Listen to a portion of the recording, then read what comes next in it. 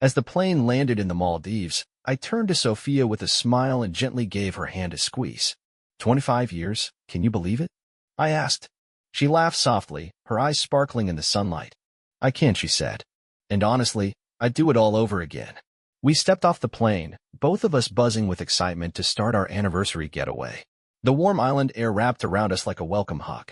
The resort was breathtaking powdery white sand, clear blue water stretching out to the horizon, and not a single worry in sight. I was soaking in the beauty of it all when a familiar voice rang out behind us. Ethan? Sophia. We turned and saw Chloe and her husband, Daniel, making their way toward us. Chloe, someone I used to work with years ago, looked just as surprised as I felt. Wow, small world, I said, shaking Daniel's hand. Chloe beamed.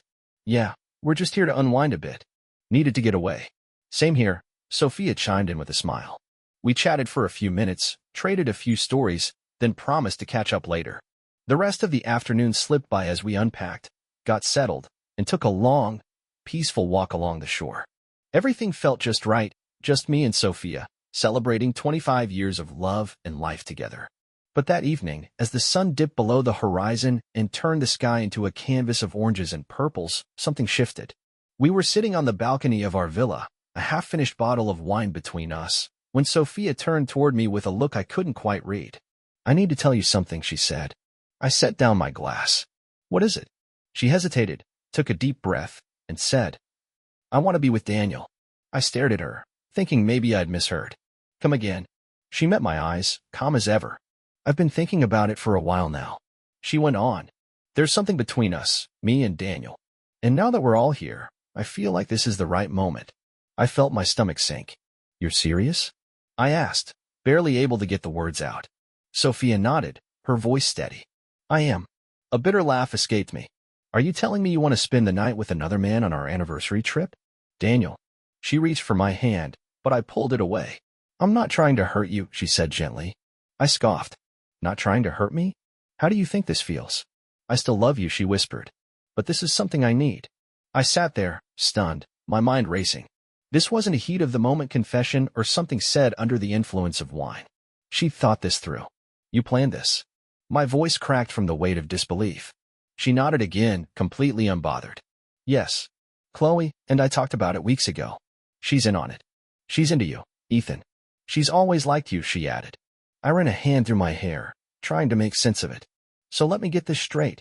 You want me to be okay with all of this? You want me to spend time with Chloe while you're with Daniel? Sophia sighed like I was the one being unreasonable. It's not just about that, she said. It's about feeling alive again. About excitement. She leaned in, her tone soft, but pressing. Daniel's got that energy, that spark. I miss that.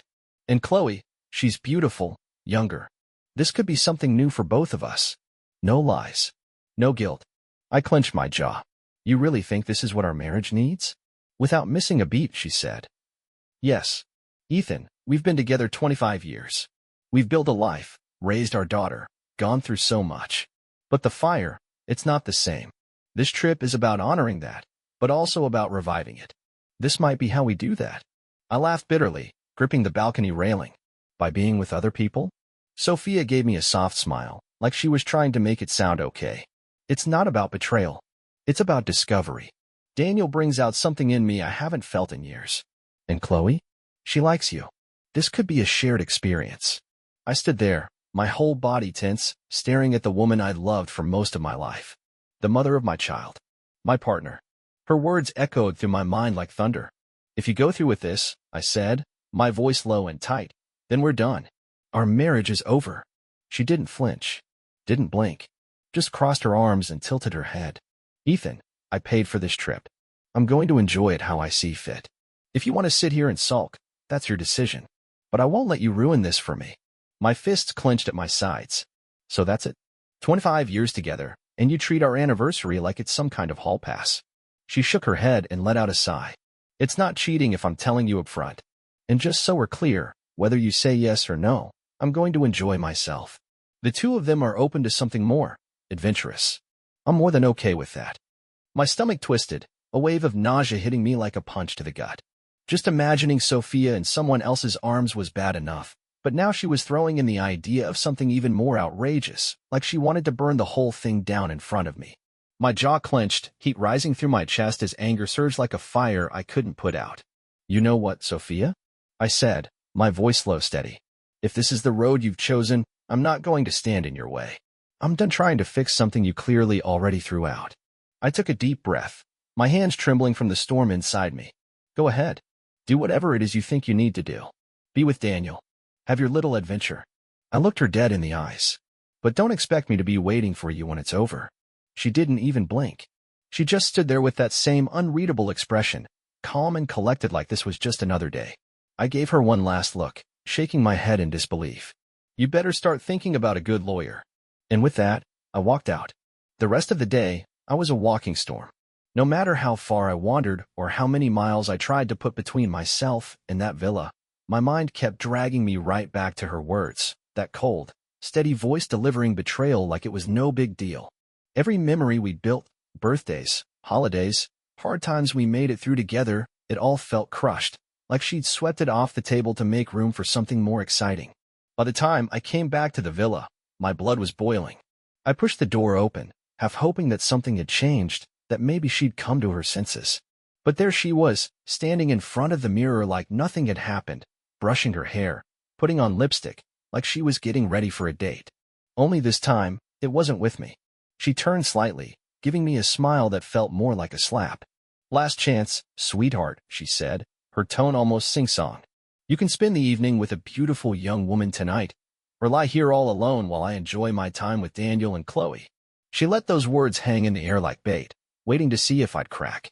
I stepped forward slowly, my face calm but my voice razor-sharp.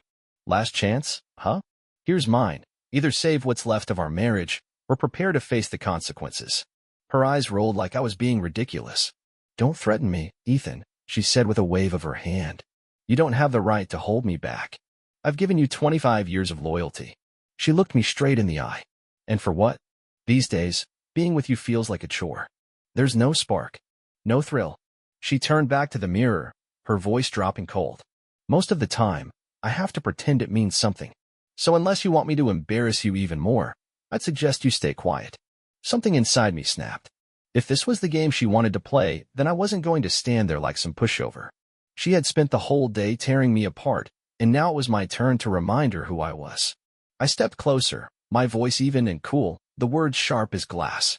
"So now we're being honest? Fine. You say I'm boring? Let me return the favor." Her smile faded just slightly. "Being with you has been like running through a dry desert in socks made of sandpaper," I said, a bitter smirk creeping onto my face. Her jaw tensed, but I didn't stop. "And while we're being open, you think I haven't noticed? The lack of care, the way you let yourself go? You might think dressing up tonight covers it all, but some things perfume can't hide." She whipped around, eyes burning with fury. But I kept my cool. "I still tried. I still loved you. Even when the spark faded, I held on. But you've made it pretty clear you're done with all that. So I figured I might as well match your energy." She clenched her fists, her whole body stiffening. I walked to the nightstand, grabbed my electric trimmer, and tossed it onto the bed beside her. "No matter how much you doll up tonight, I know how your night's gonna go. So here, take this. Daniel might thank me later." She let out a sharp breath, nostrils flaring, the cracks in her cool demeanor finally showing. For the first time, she looked like I'd struck a nerve.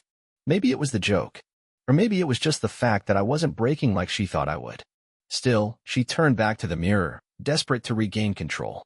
She picked up her perfume and sprayed herself like she could cover up everything that had just happened with a few expensive clouds. I stood there in silence, my fury simmering just beneath the surface, but no longer in chaos. She had made her move. Now it was my turn. I sat on the edge of the bed, legs stretched out, smirk still on my face. She thought she held the upper hand tonight, but she had no idea how much damage she'd already done. There was no turning back now. She had burned our marriage to the ground, and now stood by the door like she was daring me to try and stop her. Her heels clicked across the floor with a kind of practiced confidence, too perfect, too rehearsed. But just as she reached the door, she hesitated. She turned slightly, her eyes flicking back toward me, maybe expecting me to break, to call out to her, to plead. Maybe she thought I'd beg her to stay, to change her mind. Instead, I leaned forward, resting my elbows on my knees, and let out a small, bitter chuckle. You're forgetting the tremor, I said softly. Her lips tightened into a thin, angry line. She didn't reply. Without another word, she turned and walked out, the door shutting behind her with a hollow click. She didn't even glance back. I sat there for a long moment, staring at the empty space she left behind. A crack split across my heart, deep, raw, and wider than I wanted to admit. 25 years of marriage. 25 years of birthdays, quiet mornings, late-night talks, fights and forgiveness, laughter and loss gone. All for what? For a reckless night chasing some illusion of youth? For a fling with someone half her age? I exhaled slowly, the weight of it all pressing down on me. My fingers curled around my phone. This marriage was over. That much was certain. But that didn't mean she could just walk away like nothing happened, like none of it mattered. I opened my contacts and found Olivia's name, my daughter. The one person who had always been my anchor. She answered on the second ring. Dad? Her voice was alert, worried. Is everything okay? Why are you calling so late? I swallowed hard, forcing my voice to stay steady. Olivia, your mom didn't bring us here for a vacation. She came to meet someone. A younger guy. She told me straight to my face that she plans to be with him tonight. There was a pause. My voice cracked just slightly before I caught myself. I'm leaving. I'm flying home as soon as I can. I'm not staying here while she does this. What? Her voice spiked, shocked. Wait, what are you talking about? Dad, slow down. I ran a hand over my face, trying to keep the fury from boiling over. I just wanted you to know.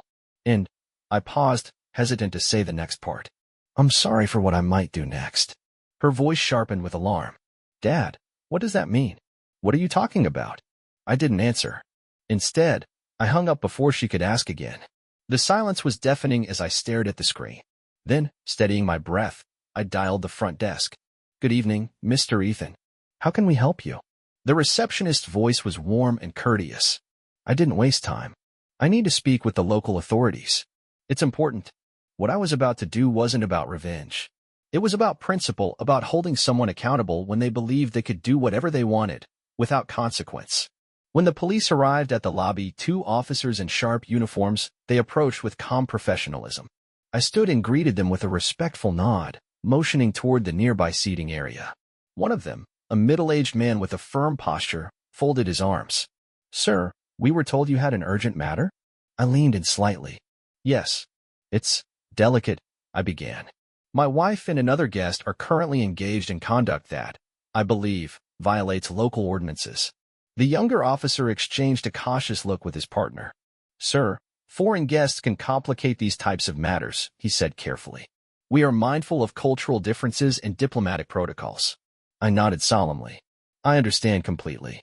But if laws aren't enforced evenly, what does that say about justice? Tourists or not, we all should respect the rules of the places we visit. I reached into my pocket and placed a few crisp bills on the table, not a bribe, but a gesture of appreciation for their time and discretion. Of course, I know you're in a difficult position. This is simply to thank you for your professionalism and fairness. The older officer's eyes lingered on the money for a moment. Then he nodded. We'll look into it, he said, his voice measured. I leaned back, offering a polite smile. That's all I ask. I believe in the rule of law. Back home, I'd spent a lifetime in sales. And tonight, I had just closed the most surreal deal of my life. 3 hours later, as I folded the last of my clothes into my suitcase, my phone buzzed. I glanced down. Sophia. I let it ring. A minute passed. It rang again. Persistent. Maybe even a little desperate. I shook my head, zipped up my bag, and kept moving. She had made her choice. Now she'd have to live with the consequences. Just as I turned to leave, my eyes landed on the nightstand. Her passport. It lay there, forgotten, unguarded. I picked it up, running my thumb across the cover. Then, without really thinking about it, I slid it into my bag. Oh dear, I murmured with mock concern, must have grabbed it by mistake. And with that, I walked out the door. How could I be so forgetful? I let out a soft laugh under my breath as I zipped my suitcase closed. With everything packed, I headed down to the front desk, the wheels of my bag clicking along behind me. The receptionist gave me a polite nod as I approached. Checking out, sir? He asked. Yes, I said, sliding my card across the counter. Just settling my part of the bill. Then I added, with a shrug, my wife still has some of her belongings in the room, so she'll be handling the rest. The receptionist paused, briefly checking the screen. And will your wife be extending her stay? I gave a slight smile. That's up to her. But I won't be waiting around to find out. He nodded and processed the payment quickly, handing me the receipt. Thank you for staying with us, sir. Have a safe trip. Oh, I plan to, I said, grabbing my suitcase and heading for the exit with a calm, steady pace. At the airport, things moved smoothly. Security, boarding, all of it passed in a quiet blur. As I waited at the gate, a strange feeling washed over me. Not peace, exactly, but something close. For the first time in a long while, I felt accomplished. The flight itself was uneventful. I leaned back, closed my eyes, and let the gentle hum of the engine quiet the noise in my head. When I arrived home, the silence of the house greeted me. I barely had time to set my bags down when I heard footsteps. Olivia stood in the living room, arms folded tight across her chest, her face unreadable. What on earth did you do? She asked, her voice sharp as glass. I raised an eyebrow and set my suitcase aside. Nice to see you too, sweetheart. Don't play dumb, Dad, she snapped, stepping closer. Mom is in jail. I blinked, slowly, letting that settle. Is that so? Olivia's voice cracked as she continued. The whole thing blew up. She was with Daniel and Chloe. Police raided the place, no warning, no explanation. They're saying she broke the law. She's been charged and she's facing real consequences. I leaned back against the kitchen counter, arms crossed, and let out a low, measured exhale. 7 years. I said, like I was weighing the number. That's a lot for one bad night. I gave a humorless chuckle. Guess chasing youth doesn't always come cheap. Olivia's eyes flashed with fury. This isn't funny, Dad, she shouted. We need to help her.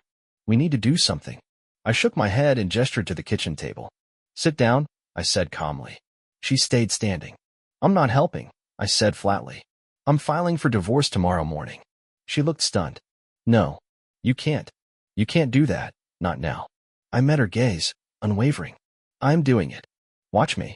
Olivia stared at me like she didn't recognize the man in front of her. She humiliated me, Olivia. She lied, she manipulated, and she thought I'd just wait? Open arms? A second chance. I stepped forward, my voice low. Well, even roses have thorns. Olivia's mouth opened, but she didn't speak. Her anger slowly shifted to disbelief. And then, without another word, she turned and left the house. I didn't stop her. I didn't call after her. I just stood there, alone with the silence and the weight of what had just happened. But my mind was made up. There was no turning back. The next morning, I sat across from my lawyer, a middle-aged guy with thinning hair and glasses, flipping through the documents I'd handed him. As he read, his eyebrows lifted higher and higher. He finally looked up, surprised. Wait a minute. Sophia? Sophia Harrison? I nodded. That's the one. He let out a low whistle and leaned back. You're that guy? The husband from the story that's all over the news. I furrowed my brow, playing dumb. She's on the news? You haven't seen it? He asked, incredulous. The story went global. The embassy's involved now. Travel alerts, statements from officials, it's a whole thing. People are being warned to understand local laws before making bold choices abroad. He chuckled, shaking his head. Crazy, huh? I said, a slow smirk tugging at my lips. He grinned. Well, if you're serious about the divorce, I'll take the case. And hey, maybe I'll even cut you a deal. Generous, I said, raising a brow. He shrugged. Look, a case like this? It's going to be big. It's already high profile. Might as well make a statement with it. If your wife wanted attention, well, we'll make sure she gets all the spotlight she can handle. I sat back, hands clasped in my lap, as the weight of the last few days settled into something else entirely. Resolution. His smirk was just a bit too eager. I took a moment to think it over. Sophia had spent years chasing the thrill, trying to hold on to youth, excitement, and attention. And now, she'd gotten more of it than she ever bargained for. The irony? She finally had the spotlight. I couldn't have written it better myself. I gave a slow nod. All right, let's do it. By the next morning, my name was everywhere. News anchors were breaking down the story with carefully rehearsed concern. Headlines shouted words like betrayal, scandal, and international drama. Husband files for divorce after wife's vacation sparks global incident. I sat at home, sipping coffee, watching the coverage with a cool detachment.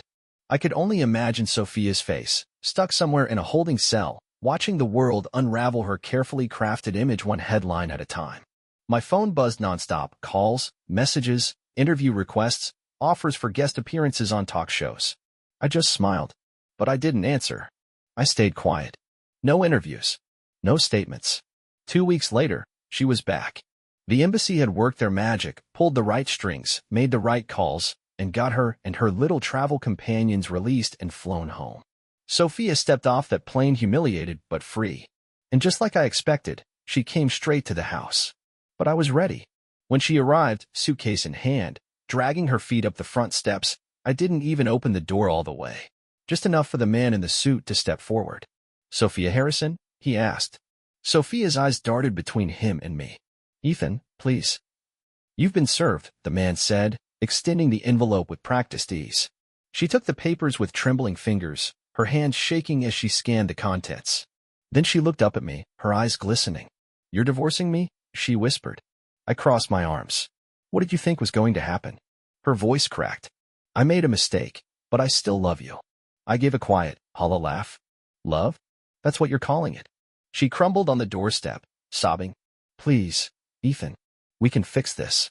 Therapy, counseling, anything." I took a step back and grabbed the edge of the door. "You need therapy," I said, flatly. "I'm just fine. We're done." Then I closed the door. I knew where she'd go next. Olivia. Soon after, the divorce case went to court. The judge, an older man with silver hair and a weary expression, was already familiar with the headlines. He barely looked surprised. Sophia sat across from him and launched into her defense. She claimed that getting involved with someone younger was an attempt to revive our marriage. The judge pressed 2 fingers to the bridge of his nose and sighed deeply. "Mrs. Harrison," he said, "let me be clear. This court does not consider infidelity a form of marriage counseling." Sophia visibly shrank in her seat. The proceedings were brief. My lawyer handled things well. But in the end, the law was the law. I walked away with my mother's house and the inheritance untouched. But the rest? Split evenly. Half of everything I'd worked for gone. I sighed as I signed the final set of documents. And for a moment, I couldn't help but think, if we'd done this under Maldivian law, it might have turned out very differently. A few days later, Sophia caught me outside the courthouse. She looked different. The usual makeup and bravado were gone. For once, she wasn't trying to look half her age. She looked tired. "Ethan," she said, softly. "I'm sorry." I studied her face, the guilt in her eyes. "I sent the police," I said. Her expression dropped like a stone. "What?" I tipped them off. Gave them the address. Made sure they'd know exactly where to look. Her face twisted with rage. And before I could step back, she lunged at me. She swung wildly, aiming for my face. I stepped back just in time as a few bystanders jumped in to hold her back. Gasps filled the air. People were watching, phones already out. I straightened my jacket, calm as ever, and met her glare. "You just made this easier for me," I said, and the next day, I filed for a restraining order. My final move. My clean break. 3 weeks later, I found myself walking into the local dog shelter. The familiar smells of fur, cleaning spray, and wet paws filled the space. Barking echoed from the kennels, claws scratching floors, tails thudding against metal. A young woman in a staff shirt approached with a smile. "Looking to adopt?" "Yeah," I said, scanning the rows. "German shepherds." She raised an eyebrow. "We've got a few. How many were you thinking?" I grinned. 4. Her eyes widened. 4? That's a lot of dog. I chuckled. "I can handle it." She led me down the aisles, pointing out different dogs. Some were young and energetic, bouncing off the walls. Others were older, calmer, but still alert and strong. And me? I was ready for all of them. I didn't waste time picking. For incredible German shepherds, each one with its own spark.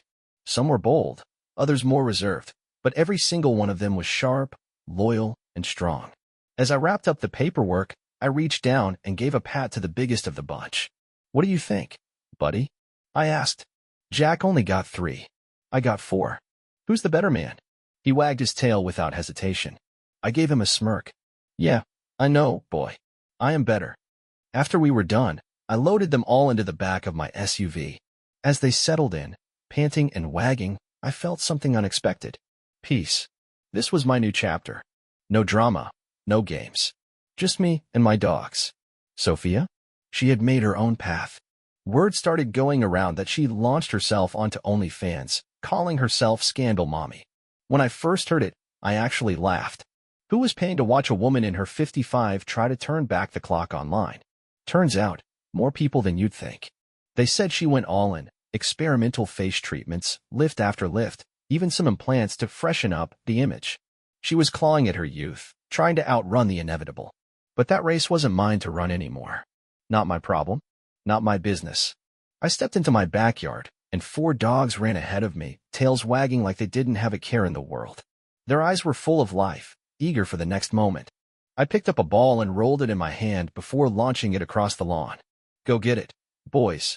They tore off in a blur of fur and joy, barking like kids on summer break. And I stood there for a while, just watching. The sun was warm on my face. The world was quiet. I smiled. This was my life now, and I wouldn't trade it for anything. Thanks for sticking around, folks. If this story hit you in any way, made you laugh, made you think, drop your thoughts in the comments. Don't forget to like, share, and subscribe. There's always more to come.